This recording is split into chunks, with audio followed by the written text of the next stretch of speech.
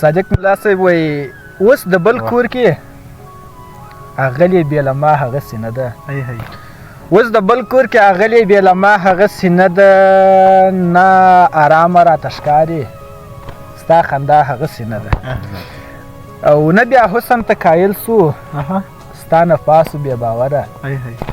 نه بیا حسن ته قایل سو ستا نفاسو بې باوره که مې زړه ته بار بار وویل چې نه دا هغسې نه ده او په همهغه زړو لارو ټیټې سترګې کښته ګوري په همهغه زړو لارو ټیټې سترګې کښته ګوري او راځي مګر په ما یې اوس پروا هغسې نه ده او دا خو بله لوبه وسوه دا خو لا هم مصیبت دی دا خو بله لوبه وسوه دا خو لا هم مصیبت دی ما چې څنګه ارزوله دا رڼا هغسې نه ده او بې له تا نه هم خوشحال یم صمیمه که های افسوس دی بې له تا نه هم خوشحال یم صمیمه که های افسوس دی دا کیسه هر چا کوله خو رښتیا هغسې نه ده د خیاله سمچ نه پرېږدي پر زنه لکه نرسه کوي د رنځورانو درملنه لکه نرسه د مور له مینې زار سم چې پر سر باندې مې درس دی کوي را باندې وخت په وخت پوښتنه لکه نرسه په واوره کې د پټه لکه ونه د بادامو اغوستې یې د بیا سپینه چپنه لکه نرسه په زړه کې راته ولګوي ستنې د بڼو بیا وروسته رانه وغواړي بخښنه لکه نرسه قیس لیکي په نسخه کې د پښتو ژبې غزل خدا په انګریزي کوي لیکنه لکه نرسه قیس بیتونه کیسه خو داسې ده چې ګنهکار یم مولا د یو کس په لیدو پسې بیمار یم مولا یوه د جنت هوره او یوه د دنیا هوره د دواړو د مذهب زه طرفدار یم مولا یوه د جنت هوره او یوه د دنیا هوره د دواړو د مذهب زه طرفدار یم مولا یو څو شیبې بې خوره کېږه ما نشې ته پرېږده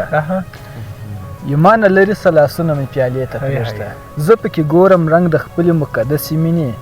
زما نظر د ګلابي مخ آینې ته پرېږده ځم لاروی یم د عشق د سرابي مزلونو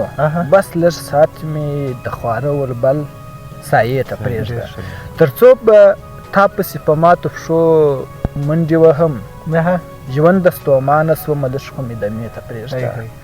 اوس یې زرې زرې راټول کړه د هندارې غوندې کریمه چا درته ویل چې زه د هغې ته پرېږده نن مې بیا پیسې ګټلې نن یو څو یاران رانیسم مځکه هسې هم زما ده اوس دا ټول اسمان رانیسم نه د بدې نه د ښې انډیوالان دي انډیواله د پیسې انډیوالان دي مخه ښه کوي د لارې په نیمۍ کې د اخرې زمانې انډیوالان دي هغه زما زه د هغې تصویر ساتمه دا زما او د هغې انډیوالان دي د شرابو په بوتل سره غونډ نه دي د شنو چایو د پیالې انډیوالان دي ستا غمونه ستا یادونه ستا فکرونه د وسیم حاجي د شپې انډیوالان دیدن لره راغلی په لاس کې دي تسبیح وتلی یې اشنا د سړیتوب له دایرې زه اوس د مرګ لپاره د ژوند هره لحظه شمارم زه اوس یم په مثال د یو خاموشه هدیرې ته ونیسه زما خبره ومنه نور راسه خفه یم درپسې د دوی سترګې مې ستا په لور کږېږي له مودو ته وایه مسافر یاره نو کله به راځې